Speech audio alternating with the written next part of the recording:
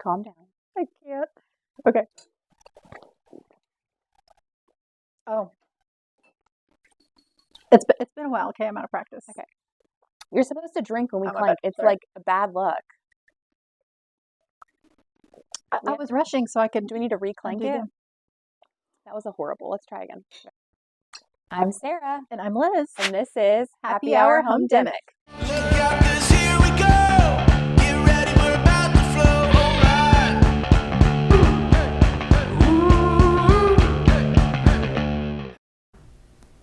Cut, your eyelashes falling off. Dang it. Hello, stranger.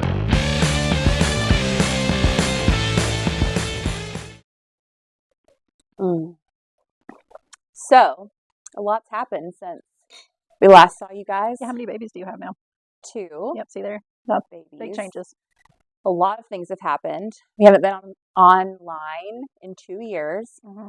The best thing that's happened was I am so excited to share that we went to the Limp Bizkit concert and they played Break Stuff not once but twice, which was living my best and I feel like your best life. My favorite part was Pizza Man. Oh, the guy dressed up as pizza. Yeah. That And got then on stage. totally killed it, and we were all tickled. Freestyle rap. Just so crazy. And then on the flip side of Break Stuff, we went to the Eras tour, which yes, was also this lived our best first Swiftie life. That I don't know. That was my first. That's my first top. Well, besides my child. No, last year was the Eras tour. Giving birth, Taylor Swift. Who knows? I mean, it's really, really sweet. But I think we can all agree it was all better than the market. Yeah. So the mortgage market still sucks. That's not changed. So, welcome back to hell. Well, I guess we could talk about like real stuff. So, we're going to talk about today. Well, let's rewind. So, if you're new here, it's been 2 years, so we're like all new here basically. We all survived. We're new here. We all survived like the last 2 years, which has just been a nightmare. Well, I mean, COVID was a nightmare. I guess it's a different kind of nightmare because like rates are in the 7s and not the 3s, and it's a nightmare. Anyway, so if you're new here, here's what's going down. Happy Hour Homedemic, we created it out of the pandemic. That's how long it's been. And we thought, oh, this will be fun. We'll sit on the couch. We'll have a drink. We'll talk about some real estate stuff. We'll laugh. We'll make jokes. We'll say stupid things. A lot gets cut out because we say a lot of really bad words. Yeah, 90% of behind the scenes is Sarah telling me you can't say that. But the good news is you might learn something because we're super smart. Maybe. So today we're going to talk about the importance of a realtor. So they're very important. A lot of stuff has changed in the market as it goes with realtors. Yeah. So tell us a little bit about what's changed. Well, their commission structure changed, the NAR settlement. I'm sure you've seen that all over because realtors were sharing back and forth all over the place. Like, I'm going to quit if they. It's fine, guys. Like they're fine. They're calm. We've made it through. Drinking. We have more paperwork. That's pretty much what happens in these situations. They're just like, oh, more paperwork, more legal fees for lawyers to make more paperwork. So that happened. Everybody thought it was going to be the end of the world, and it wasn't. We survived. And we are surviving. It's current. We are thriving. It's 2025. We're past surviving. No, we're manifesting. Oh, we're manifesting. We're thriving. We're thriving and manifesting. You're thriving. We're thriving. Everybody's thriving. Tyler's thriving. We are all thriving. Take it till you make it, baby. That's right. So that was the big of the past 2 years that everybody was like, what's going to happen? We're fine. And, but that did also shake it up because people started, I say people. When I say people, it's like the negative group online. You know what I mean? Like people. Oh, the people. Like the ones that have to comment on everything people. And have their opinion on every post. I don't need a realtor. I'll just take my pictures and my underwears and put it on Zillow and I'll sell it for $1 million. Whatever. That's what we're looking at. So that we still had that group of people. They're still there. They've always been there. Well, they're there. But now they feel empowered because someone told them that they don't have to pay commission if they don't want to. Yeah. So, Billy Bob, as you were. Billy Bob. So my alternate personality. Basically, let's round that out. So the gist of it is, it used to be the standard was 6% commission. The seller would pay 6%. It really wasn't ever negotiated. It was very rare that you saw negotiations on that. The seller would pay the 6%. 3% would go to the buyer's agent. 3% would go to the seller's agent. That's how it was. But with the NAR settlement, someone got really mad, started a big lawsuit. a lot of things happen. And so then they said, well, we can't really do that anymore. So now we have to sign a piece of paper. The buyer has to either agree to pay commission, or when you offer, the seller has to agree. And there's no set amount. There's no standard anymore. It's just whatever. So I've seen all over the place. I've seen 2%. I've seen 2.5%. I've seen sellers not pay anything and the buyer has to pay for it. So that has changed the market just a little bit. It makes more work for people, and More work. you really have to be more strategic when you're making an offer. So that kind of sucks. However, here's the deal. Realtors do not get paid unless you buy a house. Same with lenders. I think there's And insurance agents. Oh, I didn't know that about insurance agents. Well, yeah, if you don't buy But a I house, they don't figured. get the policy. Yeah. So we're all commission Yeah. So I think that needs to be stated and shared, because there's a lot of people that don't know that. or care. People will still not care, but Those I care to people. share. So if you're watching, you'll just listen. But If you watch everything we say is 100% true, you must take it to the grave with you. okay. Oh, you were going to heven kind of Yeah. grave. I Yeah, like okay. that. I don't know. That was very positive. I'm proud of you. I was really manifesting that one. You really were. Get it, girl. Like a positive queen. It's because I did listen to Limp Bizkit on the way here, I must say, just to like get myself revved up. So I listened to Nookie and Break Stuff, and then I followed it with some gospel music after that to like cleanse. So there was a whole thing happening from, I don't know that's how that works. well, I don't know. I felt cleansed afterwards, so I felt like I was ready to go. Well, Jesus just makes it all good. It calmed it down. It kind of leveled me out. So the importance of realtors. So people think, okay, well, they'll show me 12 houses.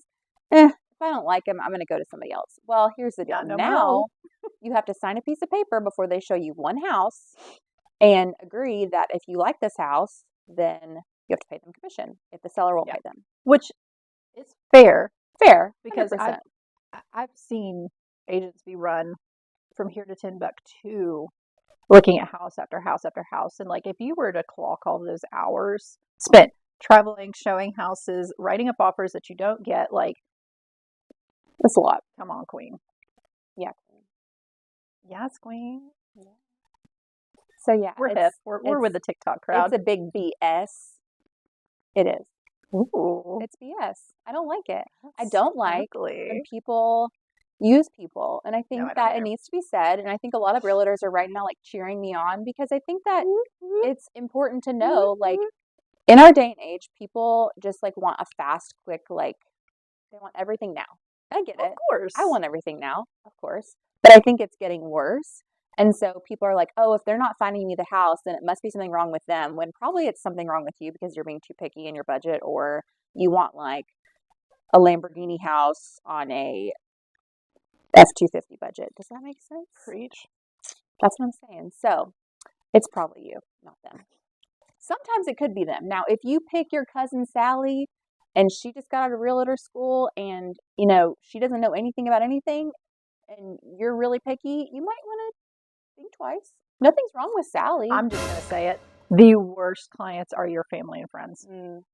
They are. Because they just think, you'll just make it happen and I don't have to do anything. And you're there a week before going, please, for the love of God, give me your last pay stub so we can close this loan. But why? Why can't you get me that jacuzzi tub in that house? I'm good for it. If I hear that one more time, so help me. I'm Yeah, good for it. I'm Just good tell the underwriter, I'm good for it. Let me call the underwriter. I Okay, had dad somebody joke. ask if they could call the underwriter. Oh, yeah, I've had that too. It's really unfortunate. I actually gave that number at a previous company and said, knock yourself out, because the underwriter was like, pardon me. Yeah. Bye. Tough crackers, send it to me. So we don't get paid. They don't get paid. So the moral of that story is that Show me the money.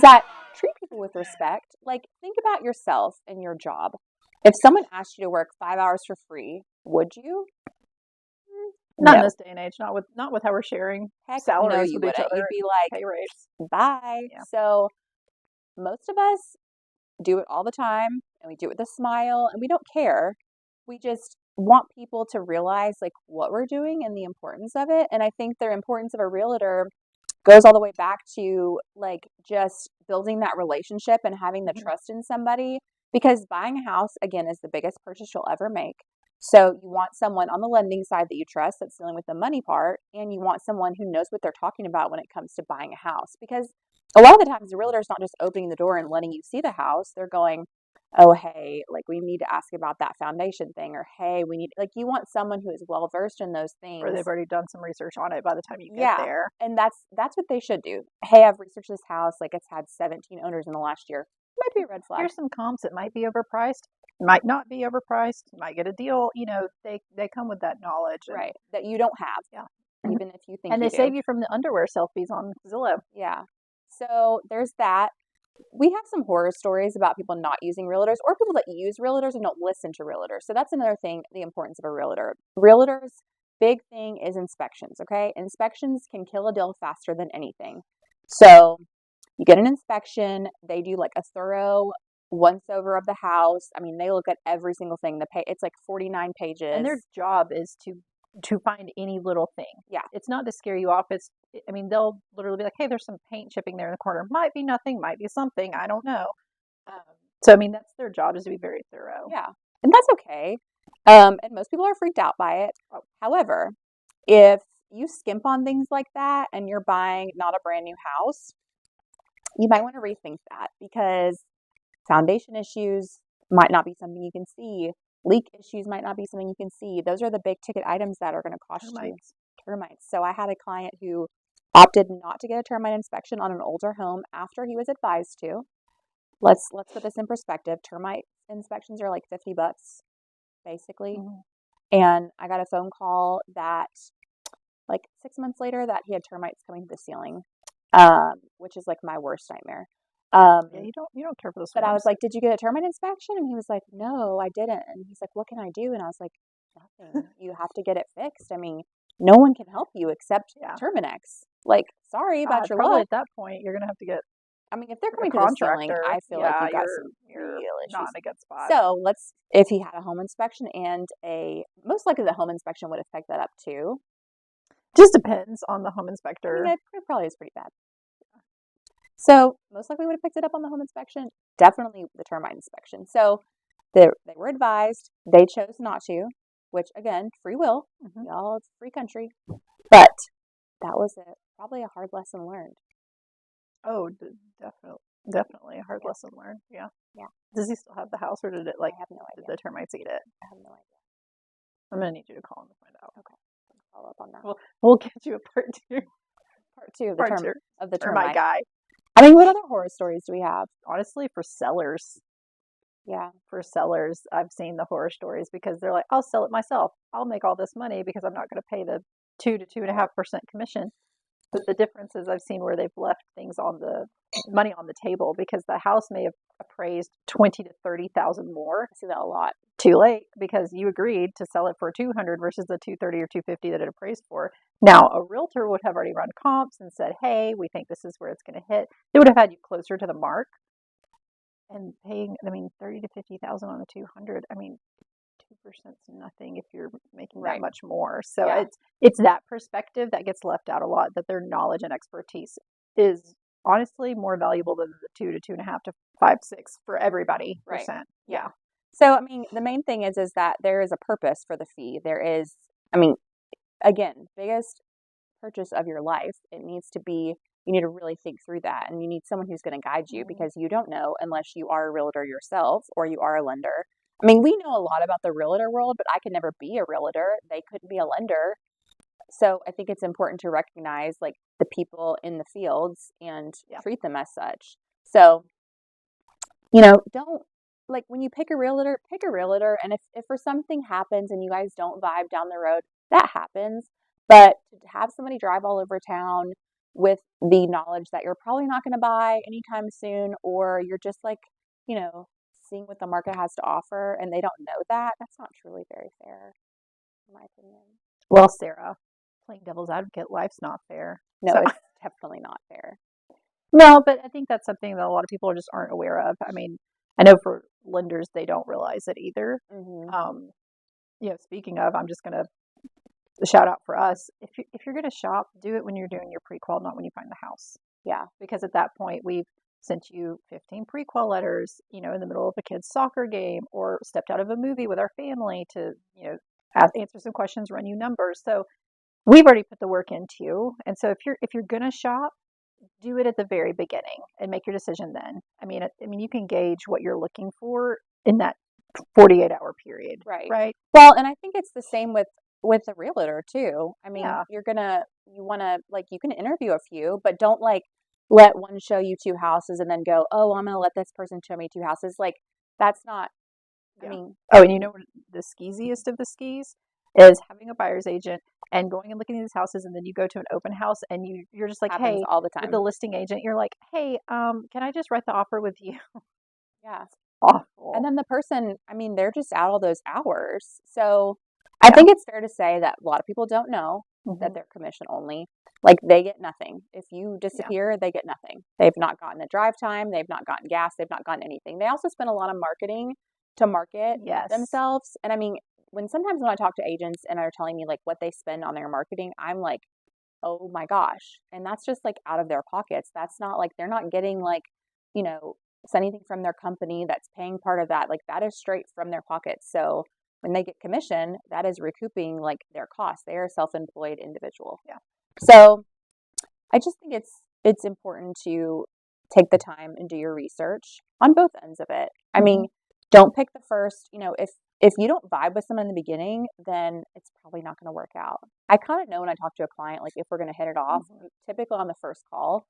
And like I can tell if we're not going to. Obviously, most of the time we do because I am so nice.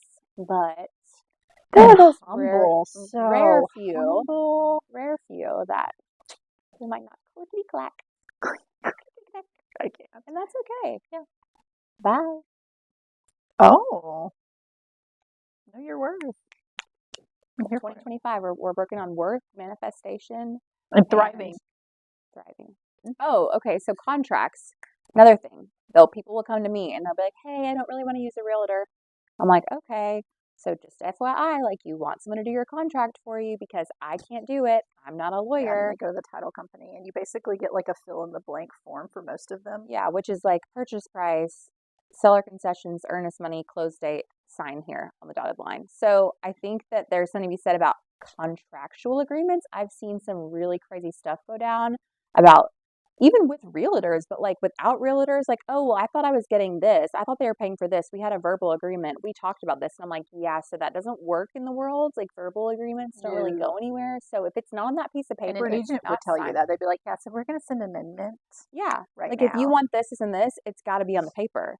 And so again, that's the importance of like knowing what you're getting because if you're not using an agent, you don't have a lawyer looking it over, you are signing a contractual agreement that, they might not know like, hey, you can't get out of this anymore. Like they could sue you or hey, this could get you sued or hey, this could get you sued or this could get you sued. Like that's what they're going to tell you, important things. No one wants to get sued. Yeah. So I can't tell you that because I'm not a lawyer. Liz can't tell you that. I can say, hey, I might tell you that. Probably should. Liz probably would. But we're not supposed to. I feel like you didn't hear this from me. And I can't do your contract for you, so please don't ask. I can't do it.